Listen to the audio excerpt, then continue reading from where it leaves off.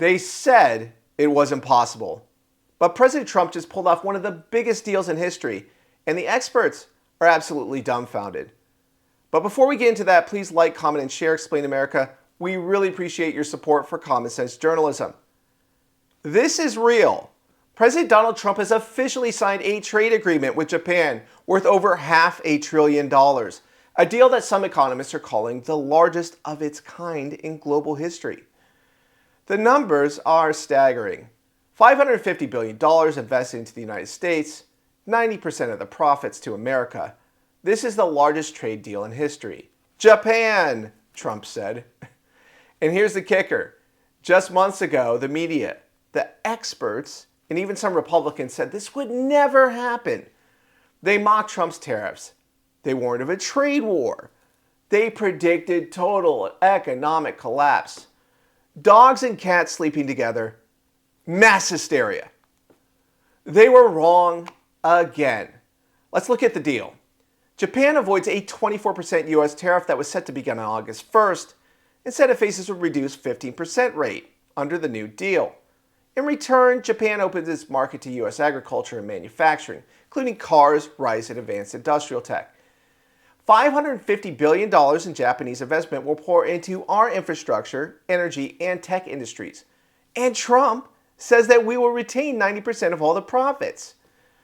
Now, Japan is already America's fourth largest trading partner. This deal doesn't just keep that relationship strong, it turns it into a powerhouse alliance. So how did Trump pull it off? It started with pressure. Trump slapped a global 10% tariff on imports earlier this year. It's a hard August 1st deadline for enforcement. World leaders, economists, and CEOs flipped out. The stock market wobbled. Media outlets screamed bloody murder. Politico in a March hit piece warned, quote, "This could be the worst trade war in a century," unquote.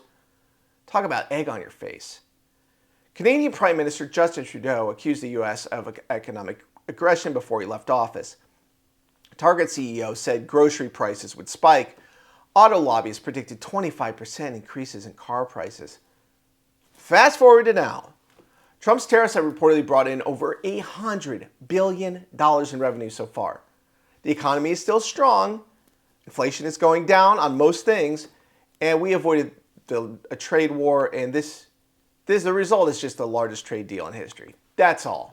This is what winning looks like, losers. Even Politico, the same outlet that blasted Trump, admits the tariffs have generated massive revenue and forced countries back to the negotiating table. And this Japan deal, that's just one of many. The Philippines just signed a bilateral trade agreement during a state visit this week. Deals with Vietnam, Indonesia, and the United Kingdom have already materialized. Mexico and Canada are reportedly next in line for negotiation again. Now, remember when Trump warned, quote, "There may be some short-term pain, but the United States has been ripped off"? That ends now. Let's watch the clip. No, I'm not concerned.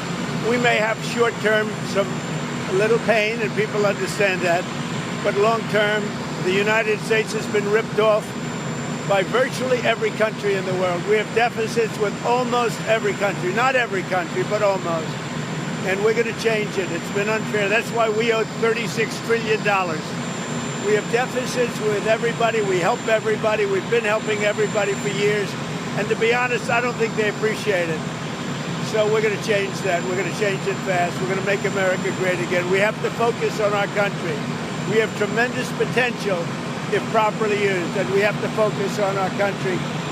Tremendous deficits with China, tremendous deficits with the European Union, tremendous deficits with Mexico and Canada.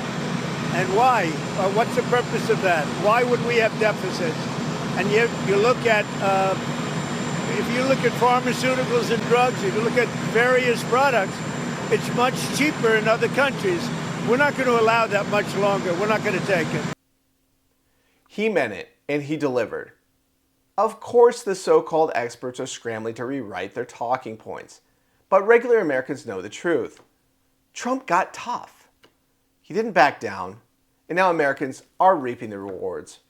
This is Kyle Becker with Explain America. Please like, comment, and share this story because it's a historic win for the country, and the media won't give him credit, so we will.